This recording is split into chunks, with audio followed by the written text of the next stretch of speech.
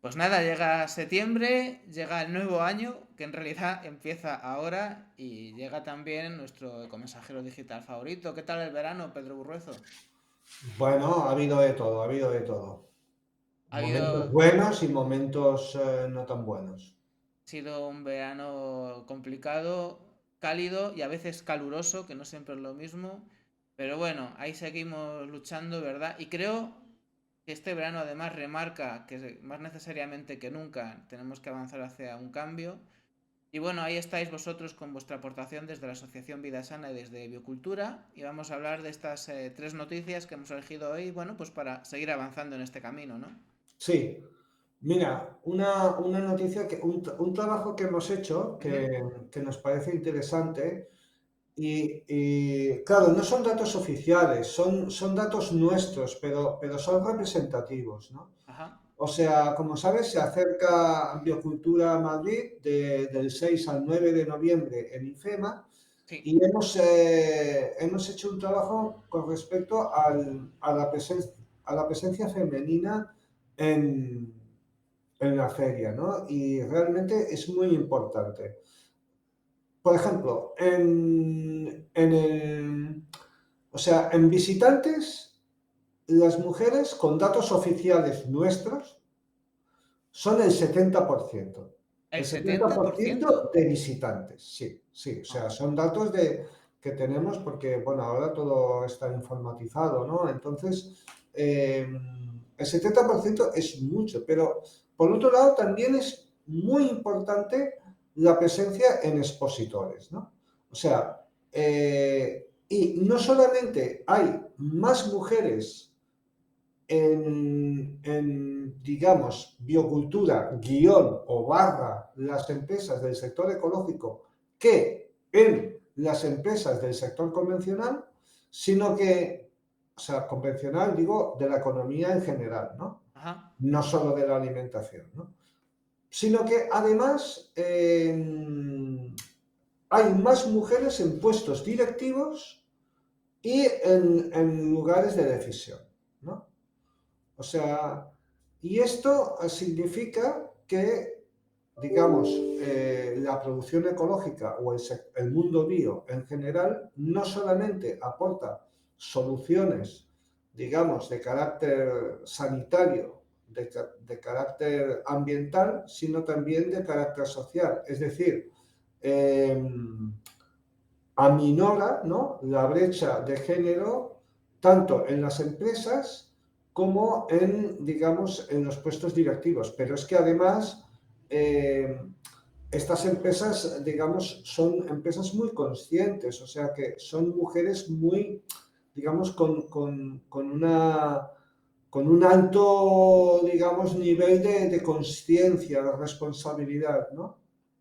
Y además liderando claramente algunos sectores más que en otros, aunque en general con una posición muy importante, sobre todo en la moda y la ecocosmética, moda Así sostenible. es, en la cosmética son mayoría absoluta de largo, ¿eh? De largo, de largo, de largo. Son la mayoría de ellas mujeres emprendedoras, algunas de ellas eh, montaron, bueno, empezaron a jugar, entre comillas, con el tema de la formulación para los productos ecocosméticos porque había algún problema en sus hijos o en ellas mismas o en sus maridos o en quien sea, para los que no encontraba solución en el mercado, ¿no? Ujú. Algunas de ellas son farmacéuticas, otras son, o sea, que tienen una formación, pero otras simplemente encargan que a un laboratorio que su fórmula pues se la fabriquen. Pero en cualquier caso son muy conscientes, son gente muy consciente, ¿no?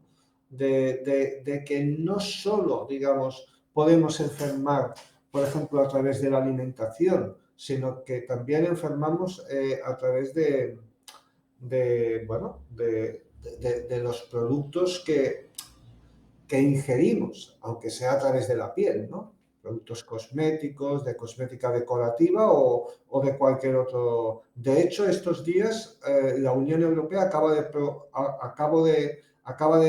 prohibir dos productos Ajá. utilizados en los esmaltes de uñas que utilizan principalmente las mujeres, también algunos hombres, por ejemplo, los guitarristas flamencos los utilizan para mantener las uñas duras, por ejemplo, porque son disruptores endocrinos, son contra la fertilidad, carcinogénicos, en fin, etcétera, ¿no?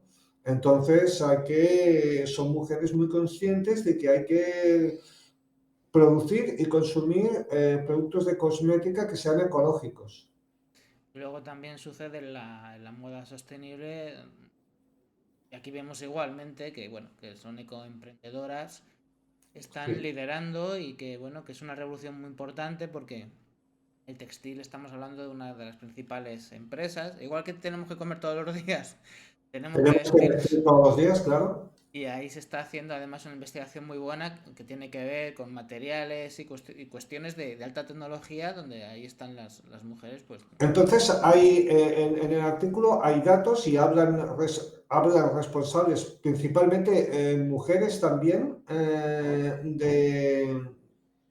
bueno, de la Asociación Vida Sana que organiza biocultura y que nos aporta datos de, que son de biocultura, insisto, son datos de la feria, pero que son de alguna manera extrapolables al sector ecológico y que muestran, comparados con datos de la economía convencional, como en el sector ecológico pues hay muchas más mujeres, más jóvenes y además digamos, pues o sea, que están en lugares de decisión, ¿no? Y a mí me parece que esto es un dato muy importante porque no solamente hablamos de alimentos ecológicos que son buenos para tu salud y que son buenos para el medio ambiente, sino que implican una transformación social, ¿no? Implican una transformación social y al final se trata de eso y se trata de entender que todo está unido y bueno, pues que además todos tenemos que ser protagonistas de ese cambio en igualdad de condiciones, básicamente. Sí, exactamente. Y que avanzamos ya al siguiente tema que Correcto. también es bastante interesante. Sí, vamos a una de las noticias del ecomensajero digital de esta semana, pues es una noticia no tan positiva, No. ¿no? Es una noticia que nos está hablando de un cierto estancamiento del sector ecológico. Y de alguna manera en esto también tiene que ver biocultura y voy a explicar por qué, ¿no? Eh, sí que en algunas comunidades autónomas hemos visto que en 2024 el sector ecológico facturó más, como la Comunidad Valenciana. Esto es verdad. Pero también es importante decir que se facturó más, entre otras cosas, porque los precios por la inflación subieron y porque en general, bueno, hay una tendencia alcista, ¿no? En la economía, en los precios, y entonces esto significa que se factura más, pero no siempre que se vende más. O sea, se puede estar facturando más vendiendo lo mismo o incluso menos, ¿no? Por los costes, la subida de los costes. Sí. También es verdad que por ejemplo, si tenemos en cuenta la Comunidad Valenciana, no subió el número de hectáreas certificadas y descendió o se quedó más o menos ahí el número de operadores en ecológico, ¿no? Y estamos hablando de la Comunidad Valenciana, que es una de las comunidades autonómicas líderes en el sector ecológico en España, ¿no? Entonces, bueno, ¿qué está pasando, no? ¿Qué está pasando, no? Bueno, pues están pasando varias cosas, ¿no? Y yo diría que la inflación está, digamos, afectando muy gravemente al sector ecológico, ¿no? Por otro lado, hay una crisis generalizada, ¿no? Que también esto hace que muchas personas, pues, les cueste llegar a fin de mes, ¿no? Sobre todo por los altos precios de la vivienda y todo eso. Y entonces, pues claro, tienen que rebajar de algún lado y Ya te digo. entonces rebajan de la cesta de la compra y es evidente que algunos productos ecológicos pues tienen un sobreprecio, ¿no? Pero también es verdad que, digamos, el sector ecológico, digamos, está llegando siempre al mismo público, ¿no? Al mismo público. Es decir, que, bueno, hay que decir antes que estamos hablando de esto porque en los últimos años y en los últimos lustros el sector ecológico ha crecido a un ritmo vertiginoso, ¿no? Es importante. Con respecto al mundo, digamos, de la agroalimentación convencional.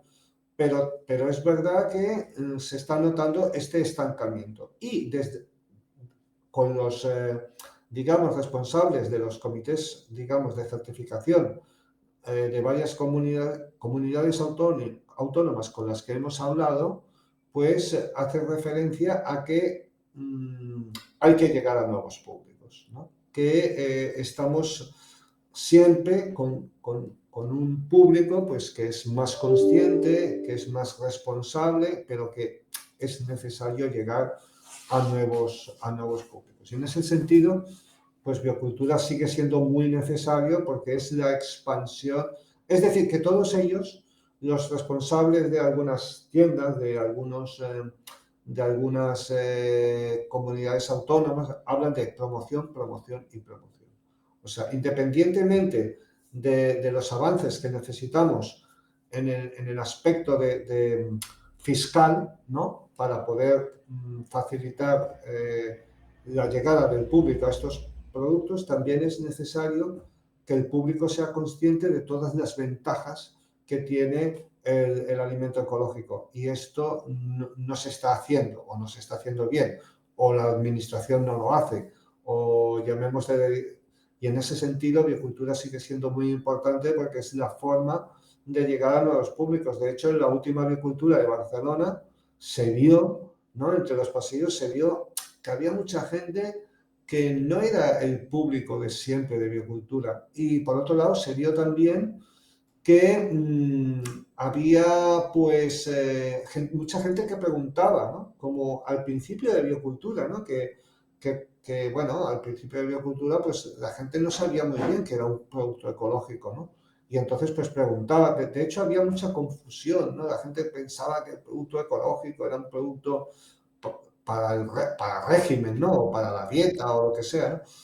Y eso ha vuelto a pasar un poco en la última edición de biocultura. Yo creo que tiene que ver con el lugar donde se hizo, que fue la Fabra del Hospitalet, ¿no? Que atrajo a mucho público local de Hospitalet que a lo mejor no están tan familiarizados con el alimento ecológico, pero que al fin y al cabo es una forma de llegar a nuevos públicos que se empieza consumiendo, yo que sé, un plato de cuscús o un plato de pasta y luego pues ya en la medida de las posibilidades de cada cual y según las circunstancias pues uno se va preocupando de ampliar ese porcentaje de alimentación ecológica, ¿no?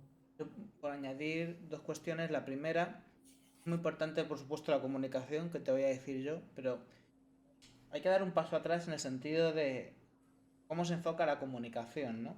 Últimamente estoy colaborando con gente que hace, por ejemplo, temas de análisis sociológicos, estudios de mercado, y te has dicho una cosa muy importante, hay que preguntar, porque hay veces que tenemos ideas preestablecidas sobre el público y luego preguntamos a la gente y vamos los tiros por otro lado. O sea, más allá de que no sepan o tal, a veces crees que les enganchas por una cosa y les enganchas por otra, ¿no? Entonces Sí. sería interesante estudiar y analizar a la gente cómo es el consumidor ecológico, qué sabe, qué no sabe, los que no sabiendo que es ecológico, qué aprecian dentro de lo que es las características y cualidades que tiene un producto ecológico, qué es lo que aprecia un consumidor, sepa o no lo que es ecológico, pues a lo mejor el consumidor no sabe que es ecológico, pero le interesa sobre todo la salud o le interesa lo Mira, local, ese tipo de cosas. en este sentido te voy a comentar algo que me parece interesante, ¿no? O sea, en estos últimos meses pues he hablado con mucha gente que digamos que son partidarios de la dieta cetogénica, ¿no? Ah, sí, Y llamémosle, bueno, con más proteína, ¿no? Con más proteína y de origen animal. sí. y Y sobre grasa todo, también, importante. ¿eh? Y el tema de la grasa, ¿no? Del equilibrio. Sí, todo el tema este de la grasa y tal, ¿no? Que además tienen teorías muy interesantes. Yo Sí. no las comparto todas, ¿no? Pero sí algunas y tal, me parecen interesantes. Pues la mayoría de ellos, cuando se quieren referir a una proteína animal, por ejemplo, de vacuno, ¿no? De calidad, se refieren a animales o a carne de pasto, ¿no? Pero no están hablando de ecológico. Y de hecho, muchos de ellos, aunque son influencers conocidos y gente que no saben cuál es la diferencia entre de pasto y ecológico. O sea, de pasto es como los huevos camperos. Puede ser un animal que está ahí, que sí, está en un espacio abierto y tal, pero que luego se le suministran hormonas o, o fármacos para lo que sea. Y aparte de que pueda consumir, digamos, en ciertamente ecológico en el campo, pero luego también se le suministra alimentación convencional, ¿no? Entonces, bueno, quiero decir que no está tan claro, ¿no? O sea, nosotros tenemos muy claro qué es un alimento ecológico, cuáles son sus virtudes, digamos, de carácter sanitario, de carácter ambiental, de carácter social, de carácter incluso de que fija población en el entorno rural, ¿no? Por ejemplo, de hecho, antes estábamos hablando del tema de las mujeres. Muchas de esas mujeres jóvenes, gracias al tema ecológico, están, digamos, dando vida a los pueblos, porque ellas son las que son madres, ¿no? Y tienen hijos, ¿no? Entonces, representan un futuro. O sea, el alimento ecológico tiene un sinfín de virtudes, pero no todas esas virtudes las conoce la gente, ni siquiera gente que podríamos decir que, bueno, que tiene un nivel, digamos, cultural más alto o llámale como quieras. Así que, o sea, todo lo que se invierta, todo lo que se trabaje, todo lo que es la energía que se consuma en el sentido de promocionar el alimento ecológico, nunca caerá en saco roto. Más cuando los datos nos están advirtiendo de que hay una cierta ralentización del mercado como mínimo o en cierta forma de un estancamiento. Fíjate, lo que decías del tema del pasto. Es verdad que nos demuestra que hay mucha gente que no sabe de qué va esto de lo ecológico o tiene ideas un poco confusas, pero nos da una clave también. Y es que a la gente le interesa el producto local. El tema Sí, del pasto sí que está muy vinculado directamente al saber cómo trabaja el ganadero y esa ganadería, bueno, pues extensiva, de calidad, local. Lo digo porque ese tipo de estudios de la gente, más allá de que demuestran que hay cosas que desconocen, nos dan las claves de por dónde meterles el mensaje. Y eso es muy importante. sí, sí, no, no. Y además, o sea, quede claro que obviamente un producto cárnico que sea de un producto, digamos, local y de extensivo, siempre será mejor que el procedente de una granja intensiva que viene de vaya usted a saber dónde, pero no es económico. Entonces, nosotros tenemos que encaminar nuestras energías a que ese producto sea, digamos, lo más satisfactorio posible en todos los aspectos, ¿no? Claro, no todo lo local es ecológico, pero sí que hay mucho ecológico donde es muy importante el componente local. Y ahí hay una fortaleza. Sí, sí, Hay una sí, sí, debilidad por una parte, pero también hay una posible fortaleza. sí, sí. En fin, muy, muy interesante y no sé si hay alguna cosa más o ya entramos en el último tema, que es un tema Entramos en muy... el último tema que tiene que ver con los dos anteriores Sí, y que es el tema del huevo, ¿no? Y sí, vamos a ver, de la cesta de la compra del producto ecológico, eh, el huevo, digamos, es de los que está en el top 10, ¿no? O sea, en el sí. top 3, ¿no? O sea, en lo más alto, ¿no? 3, 2 o 1. Todos lo Sí, sabíamos. sí, sí. Y ¿por qué, no? O sea, ¿por qué el huevo tiene tanto éxito más que el queso o yo qué sé, o la carne o no sé? Bueno, nosotros hemos elaborado una teoría, ¿no? Ah, Una teoría un poco graciosa, pero que no deja de ser un poco así. Y es la teoría del pintalabios. ¿esto cómo No, va? no sé si te suena esto. No, la verdad es que no, no me suena. Pero es sugerente el Sí, nombre. la teoría del pintalabios la hemos relacionado con el éxito del huevo. Y esto significa que en tiempos de crisis, la, la, digamos, la gente eh, que se aprieta el cinturón, ¿no? Necesita como pequeños lujos, ¿no? Sí, Pequeños lujos que pueda pagar, que son pequeños, pero que son muy satisfactorios, ¿no? Y entonces en ese sentido se ha comprobado, o algunos han comprobado, yo no sé si esto está manipulado o no, yo creo que es así, que en los tiempos de crisis aumentan las ventas de pintalabios. ¿Por qué? Porque es algo que incluso aunque estés muy apretado económicamente, te puedes comprar, porque es barato, te pintas los labios y es como muy mal, o sea, con muy poco tienes como una gran satisfacción y al mismo tiempo es llamativa. Le claro. pasa un poco a lo del huevo, ¿no? Que tú puedes, en tiempo de crisis, estarte de algunas cosas, incluso de tener toda una cesta en ecológico, pero, sin embargo, compras huevos, que es, sobre todo en el caso de ovolácteos vegetarianos, que es tu principal fuente de proteína animal, pero que es de extraordinaria calidad, ¿no? Entonces, como un pequeño lujo que te das, ¿no?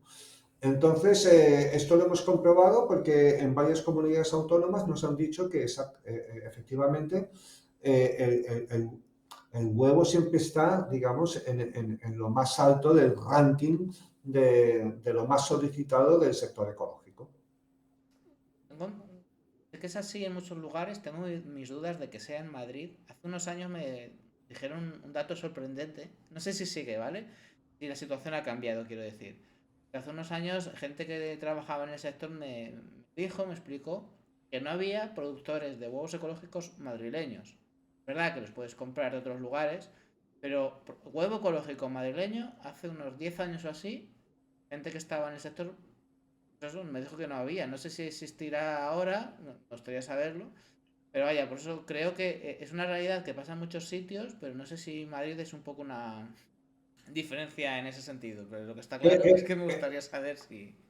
es un dato que desconozco, no tengo los datos en la mano, pero ya te digo, o sea, de hecho yo, por ejemplo, yo tengo un gallinero, ¿no? Sí, Y así que yo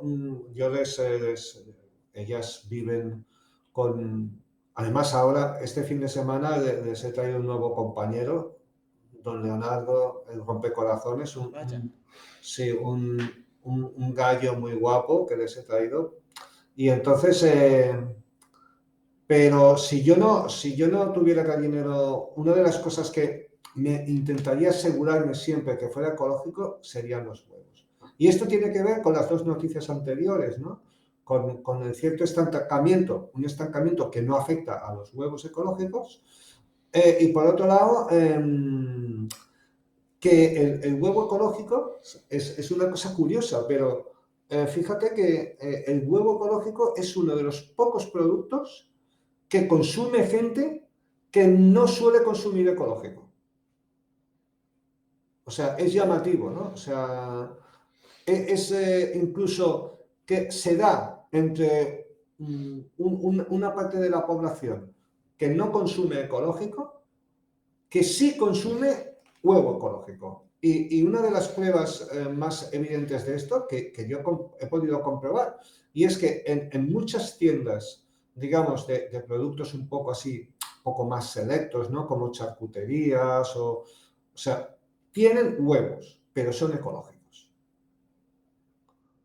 Eso es muy interesante y demuestra que, bueno, producto de calidad Exactamente, sí, sí, sí. y sí que además a la gente le... gusta y es apreciado.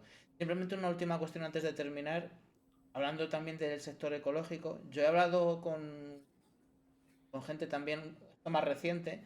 De hecho, hablé con la Escuela Agraria de Manresa, que me los diste tú a conocer, hablando de... He escrito hace poco, ya te lo pasé en un artículo sobre lo que hacen los ganaderos y agricultores. En cuanto a la lucha contra los incendios, se habla de la gestión forestal y muchas veces los propios agricultores y ganaderos son gestores forestales, ¿no? Y todo esto viene a cuenta porque la Escuela Agraria de Manresa me dijeron cuando hablé con ellos que hay muchos chavales, forman a muchos chavales y chavalas en temas de agricultura ecológica y que muchas veces se crean circuitos muy basados en lo local porque, claro, el proceso de certificación es verdad que es muy caro, sobre todo para ecoemprendedores que están empezando, y al final hay mucho producto que se comercializa en circuitos muy cortos y que, claro, al no estar el sello, aunque luego son ecológicos o incluso más que ecológicos, biodinámicos, pero no salen las estadísticas, ¿no? Que no sé si será como en el caso de Francia, que es como casi una cuarta parte o más, que son por esos canales, pero sería un fenómeno a analizar y a investigar que puede tener mucho que ver con la situación de un sector, ¿no? Lo que hay bajo el radar. Pues sí, es verdad, sí, sí, es interesante. Habrá que dedicar algún día a hacer un artículo del tema, investigando lo necesario sobre este aspecto. Pues en fin, vamos a acabar ya. Antes de nada, ya que hemos hablado de biocultura, apuntar la fecha, porque sí, Biocultura Madrid, en IFEMA como siempre, del 6 a 9 De noviembre, sí. de noviembre en IFEMA.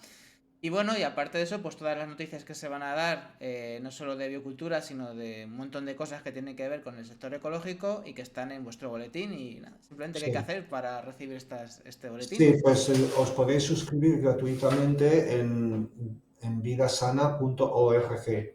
Y aparte de esto, quería comentar que pues ojalá que pronto el territorio palestino esté libre del sionismo psicópata y de todos estos genocidas y que estos días que en las redes hemos visto que hay un cierto, digamos, como llamémosle,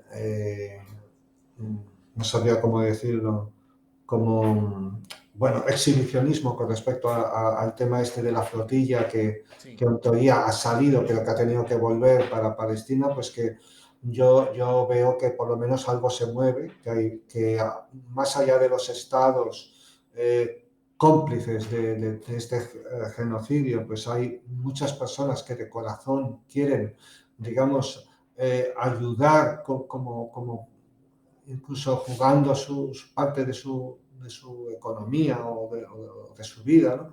Y entonces esto a mí me parece extraordinariamente positivo. Puedan llegar o no, o se queden a mitad del camino, o les amenacen, o yo qué sé, pero por lo menos los corazones, por lo menos vemos que hay corazones, ¿no?, sensibles al sufrimiento ajeno, y esto siempre es una buena noticia en un mundo tan confuso, tan caótico y cada vez tan deshumanizado, ¿no? Quieren que normalicemos lo que está pasando en Palestina y si lo logran, pues nos parecerá normal lo que pasa en Palestina. Mañana invadirán cualquier otro país porque les salga yo de las narices.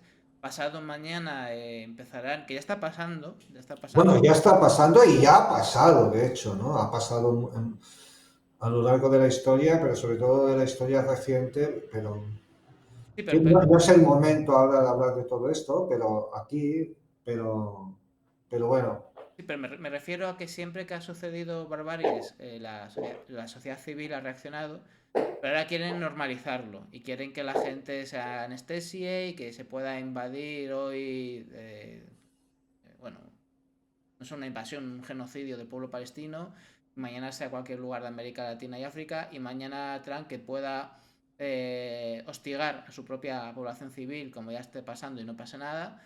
Y bueno, pues la lucha de Palestina, primero es la lucha por la dignidad del pueblo palestino y contra un genocidio, y luego se está poniendo, para mí, de forma clara, se está poniendo en juego la dignidad de la humanidad y el que dejemos de ser seres sensibles y que puedan hacer con nosotros lo que les haga las narices. En Gaza, en cualquier lugar del planeta y en nuestra propia casa. Así que por supuesto que sí, que viva la lucha del pueblo palestino, viva Palestina libre. Y todas las veces que haga falta, Pedro, como si quieres decirlo al final de cada sección y de cada día, estaré encantado. Gracias. Pues un abrazo, estamos en contacto. Hasta pronto.